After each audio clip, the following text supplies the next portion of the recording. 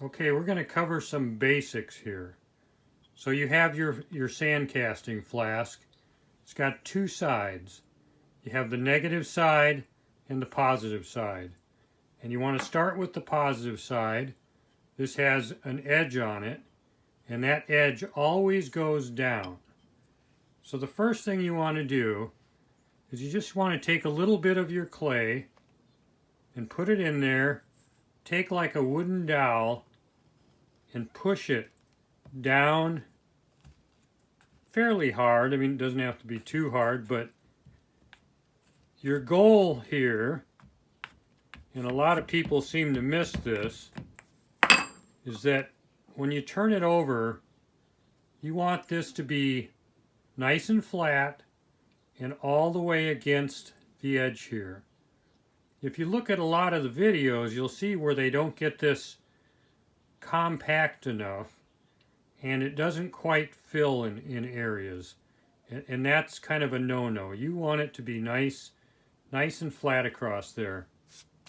So once you've done that, then you want to take a little more, put it in there, and at this point, you can take something like a mandrel. It's weighted. It's got a nice small end on it. And you can start hammering it down. And you take a little more, hammer it down.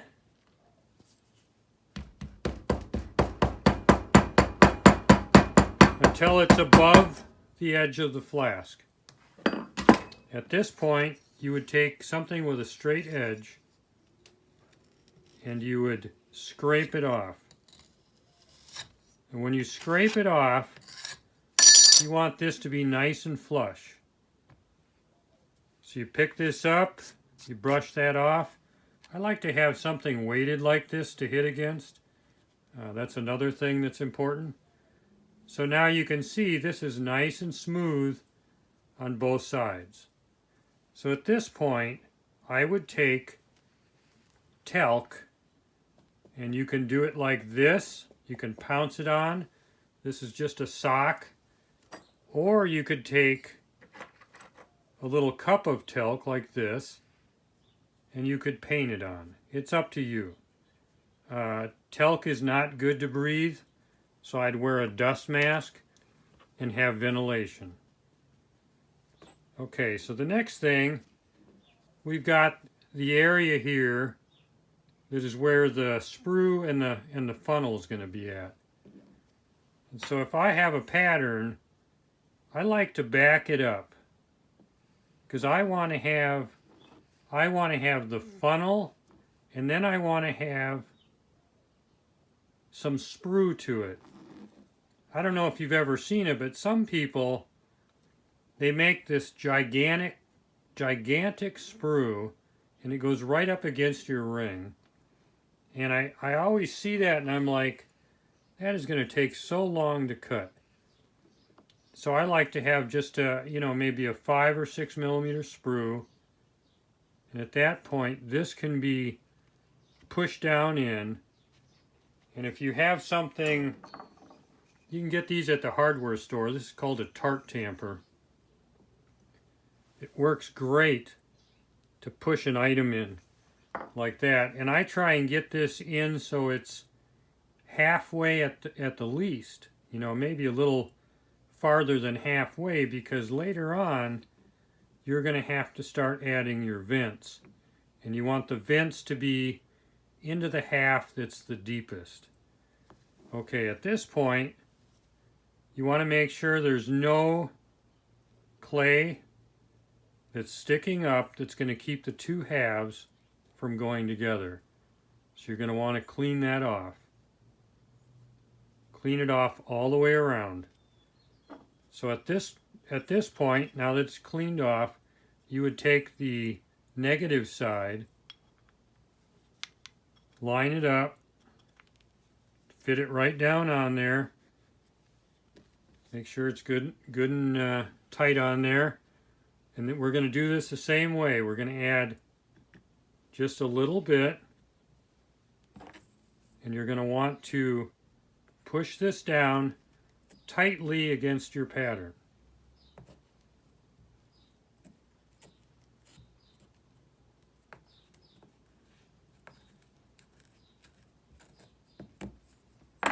And then you would take some more, put it in there,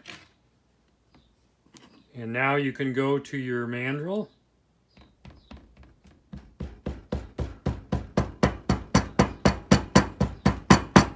Tap that down, get a little more.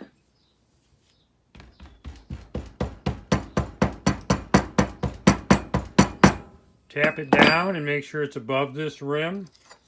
At that point, you would scrape this off. And again, you want that nice and smooth. Now you can pick it up, brush that off.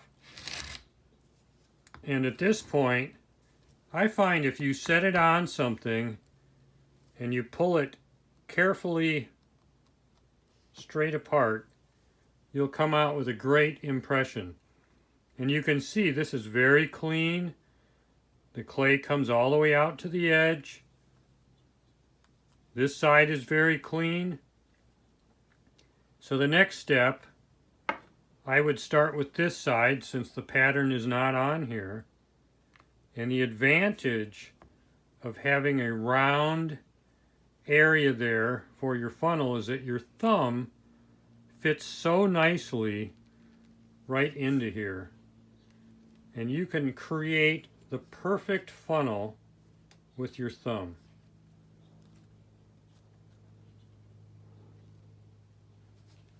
Look how nice that is. It's all the clay has been packed down nice and tight, and we've created a great funnel. So after you have that done, then I used to take a round toothpick, but I found that this being a little bit narrower works really great for making the vents. And I don't go quite to the piece, and I push down and I pull back. And that creates a really nice, clean vent channel. So I will do this all the way around. And again, you don't want to go all the way to the piece. Just get it really close.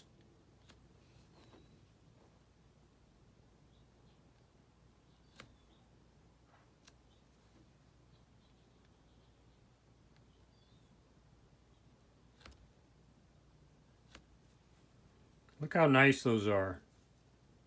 Make sure they're nice and clean. This is going to release the air and the gases that build up when you pour your metal down there. Now, this is something I knew that I've been doing also, is taking the back side of a scalpel, and if you go through like that, you can create a really nice fine vent channel, and it doesn't really disturb the clay in on the pattern there.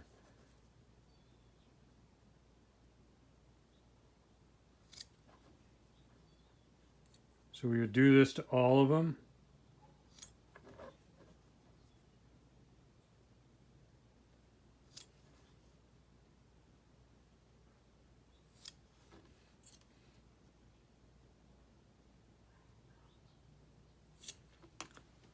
And then blow it out.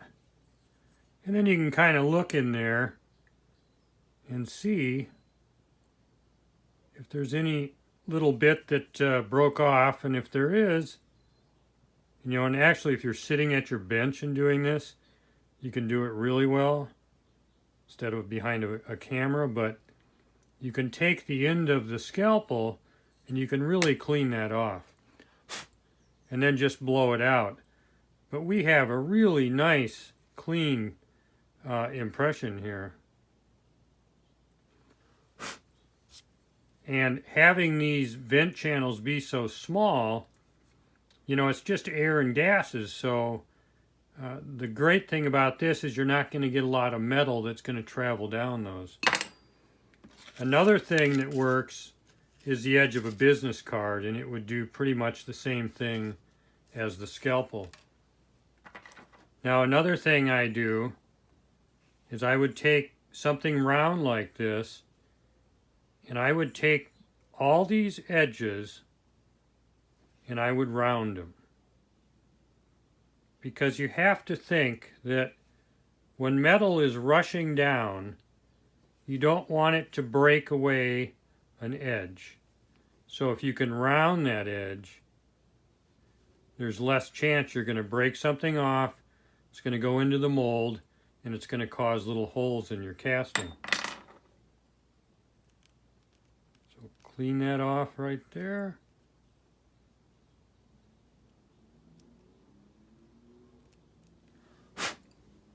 So now we have that side is all done. Very clean, we got a great impression, and we just set that off to the side.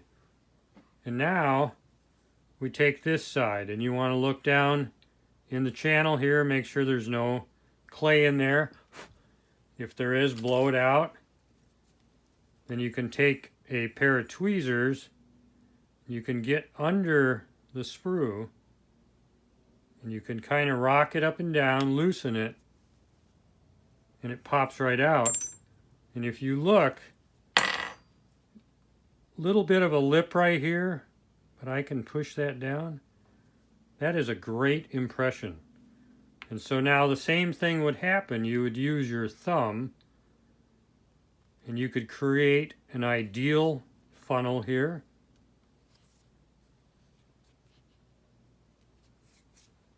We don't need to do vents, so we just take this tool and we round these edges right here so that they're not going to break off.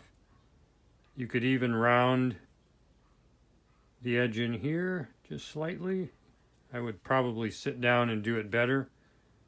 But now we have two incredibly good halves, and imagine how good you could make them if you weren't doing a video and you were just sitting at your bench concentrating. So when these two go together, I'm going to have a great chance of casting a very good ring. And so I'm not going to cast it in this video because it'll make it too long. But all these channels are nice and clean. I got a great hole right there. You can kind of go around and make sure there's no clay that could go down in your hole.